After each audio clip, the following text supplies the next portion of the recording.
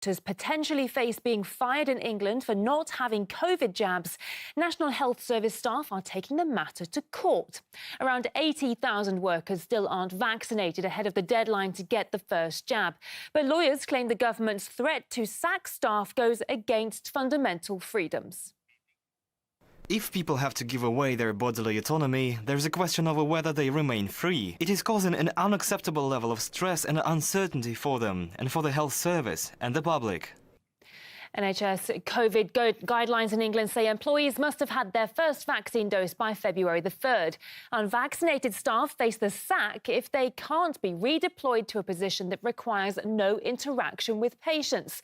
The government's continuing to stand by the ruling despite rolling back most of its COVID restrictions. Well, NHS staff warn the vaccine mandate is the final straw in a pandemic which they claim has been marked by chronic underfunding and understaffing. Health chiefs say any sackings would further impact an already depleted workforce. Dr. Ahmed Malik, who signed a declaration opposing mandatory vaccinations, believes forcing jabs on people could be a violation of medical ethics.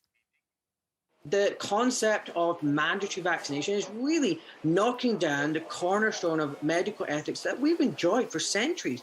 Bodily autonomy, freedom of choice, a tremendous amount of stress. I'm just getting inundated with messages from healthcare workers, from the whole spectrum of doctors, nurses, audiologists, fearing for their livelihoods and their careers because they're being made to, forced to have this jab or choose, being sacked is frankly ridiculous. I feel the wind is behind our sails, and I think, we're going to turn this around. I think the public can see